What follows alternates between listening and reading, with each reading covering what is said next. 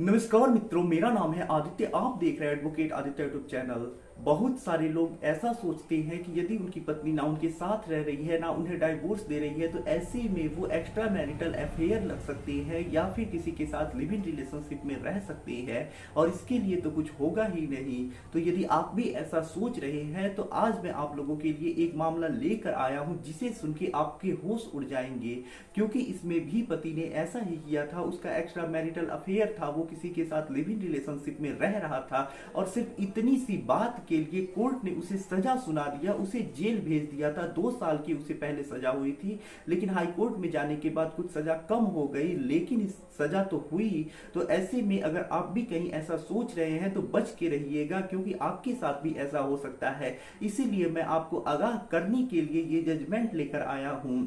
तो पति के पक्ष में आया हुआ ये एक कठोर जजमेंट है, तो ऐसे में आप संभल के रहिएगा, जजमेंट को बारीकी से समझ लीजिएगा कोई भी स्टेप उठाने से पहले। क्योंकि बहुत सारे लोग बोलते हैं कि यदि पति जो है वो एक्स्ट्रा मैरिटल अफेयर में रहता है या लिव इन में रहता है तो ऐसे में उसके ऊपर 494 आईपीसी नहीं लग सकती है। लेकिन आप गलत हैं, आपके ऊपर 494 तो नहीं लगेगा, लेकिन 498 ए के तहत सजा जरूर हो सकती है। तो आइए इस मामले को समझते हैं। अब देखिए, वीडियो में आगे बढ़ने से पहले 2 महत्वपूर्ण बातें मैं आपको बताऊंगा। मेरा एक ग्रुप स्टार्ट हुआ है, जिस ग्रुप में आप जुड़ते हैं तो आपको जो भी हाई कोर्ट या सुप्रीम कोर्ट के लैंडमार्क और इंपॉर्टेंट मैट्रिमोनियल केस से जजमेंट होते हैं वो आपको हिंदी में पढ़ने को मिलेंगे। साथ ही साथ उसका सरल भाषा में आपको अनुवाद मिलेगा और आपको इंग्लिश में उसकी जो मूल कॉपी होती है पीडीएफ में वो मिल जाया करेगी, जिससे आप अपने केस में लगा के फायदा ले पाएंगे।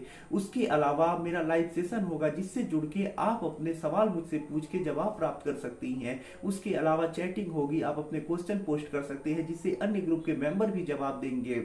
उसके अलावा आपको ड्राफ्टिंग मिलेगी, अन्य बहुत सारी ऐसी चीजें मिलेंगी जिससे आपका जानकारी बढ़े, आपको कोई ठग नहीं पाए। तो ग्रुप में जुड़ने के लिए आपको वन टाइम 500 रुपए पे करना पड़ेगा। दूसरा जो महत्वपूर्ण चीज है कि मेरी एक किताब पब्लिश हुई है जिसका नाम है legal guide for husband in matrimonial cases.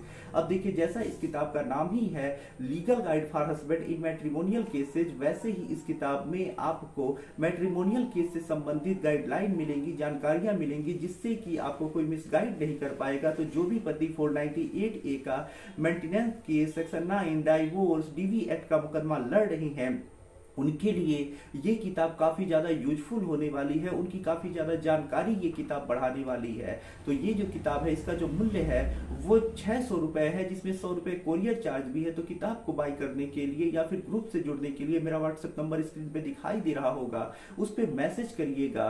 तो आइए अब अपने महत्वपूर्ण जजमेंट की तरफ आगे बढ़ते हैं।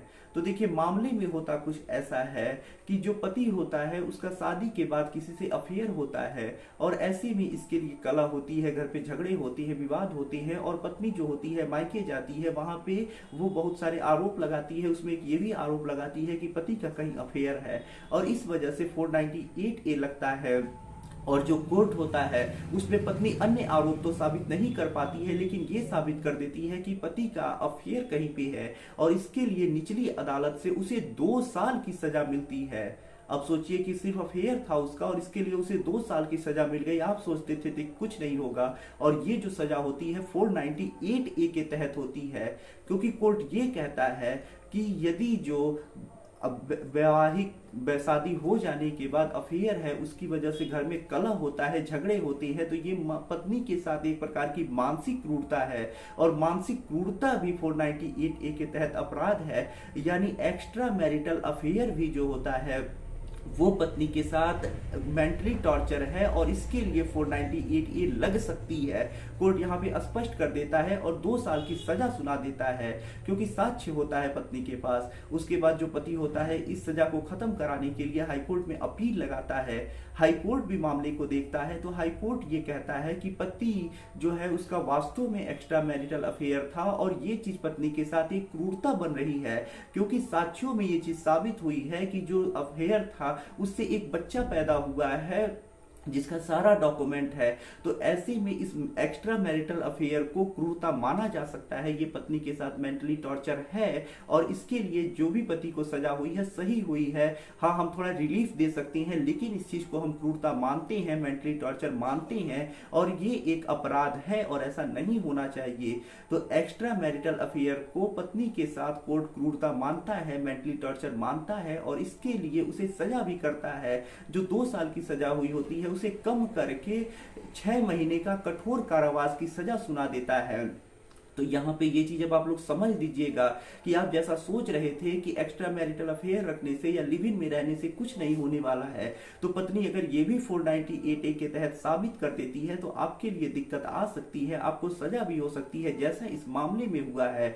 तो बच के रहिएगा, सावधान रहिएगा, कोई भी स्टेप उठाने से पहले सोच समझ लीजिएगा, किसी एक्सपर्ट से सलाह भी ले लीजिएगा।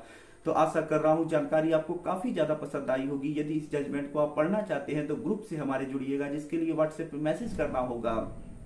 आशा कर रहा हूं वीडियो आपको पसंद आया होगा। यदि आप किसी कानूनी समस्या से परेशान हैं और ऐसे में आप मुझसे फोन पे बात करके अपनी कानूनी समस्या का समाधान प्राप्त करना चाहती हैं, तो इसके लिए मेरा व्हाट्सएप नंबर आपको स्क्रीन पे दिखाई दे रहा होगा, जिस पे मैसेज करके अपॉइंटमेंट बुक करा के आप मुझसे कॉल पे बात कर सकती हैं। वीडियो पसंद आया हो तो वीडियो को लाइक करें, अपने दोस्तों के साथ शेयर करें और यदि आप चैनल पे नए हैं तो चैनल को सब्सक्राइब करके बेल आइकन को दबाएं। मिलते हैं नए वीडियो के साथ अगले दिन, तब तक के लिए जय हिंद, जय भारत।